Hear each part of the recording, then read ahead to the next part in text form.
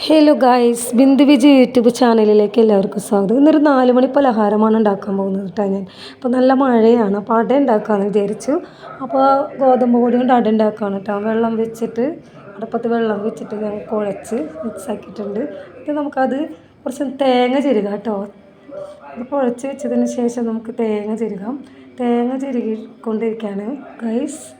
അപ്പോൾ ഇത് തേങ്ങ ചിരുകി കഴിഞ്ഞിട്ട് നമുക്കതിലേക്ക് കുറച്ച് പഞ്ചസാര ആഡ് ചെയ്യണം കേട്ടോ. ശർക്കര വേണ്ടവർക്ക് ശർക്കര ചെയ്യാം. ഞാൻ പഞ്ചസാരയാണ് എടുക്കാറ്. അപ്പോൾ പഞ്ചസാരയൊക്കെ ഇട്ട് മിക്സ് ചെയ്ത് നാളികേരം ദേ ഇവിടെ റെഡി ആയിട്ടുണ്ട്.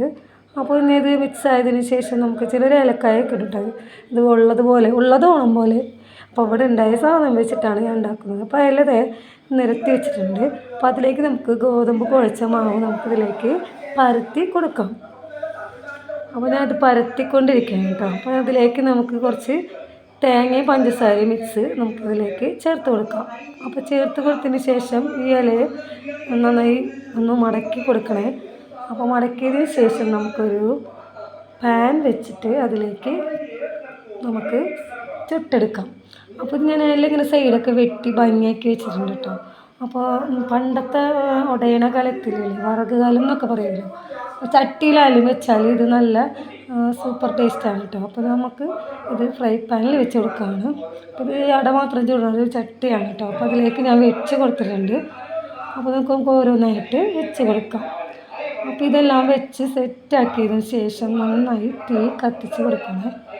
അപ്പോൾ ഗ്യാസുമേലാണ് വെക്കുന്നത്. അപ്പോൾ നമ്മളത് കരിഞ്ഞ് പോകരുത്. അപ്പോൾ നമ്മളത് വെച്ചിട്ടുണ്ട്. അപ്പോൾ ചുറ്റിനും ഒന്ന് വെന്തതിന് ശേഷം നമുക്കൊന്ന് മറിച്ചിട്ട് കൊടുക്കാവുന്നതാണ്. അപ്പോൾ നമ്മളത് മറിച്ചിട്ട് കൊടുക്കുകയാണ് ഗൈസ്.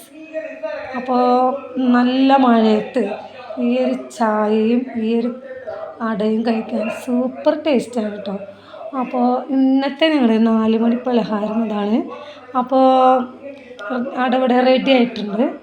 അപ്പോൾ നല്ല സൂപ്പറായിട്ട് വെന്ത് വന്നിട്ടുണ്ട് ഗൈസ്. അപ്പോൾ ഇലയെല്ലാം കരിയാതെ നോക്കണം കേട്ടോ. നല്ല ടേസ്റ്റാണ് ഞാൻ. അപ്പോൾ ഇത് പണ്ടൊക്കെ ഞങ്ങൾ ഒരുപാട് കഴിച്ചിട്ടുണ്ട് കേട്ടോ. അപ്പോൾ ഇപ്പോഴും കഴിക്കുകയില്ല. ഇപ്പോഴും ഇങ്ങനെ നല്ല മഴയൊക്കെ പെയ്തപ്പോൾ ഒന്ന് ഉണ്ടാക്കാൻ തീരുമാനിച്ചു.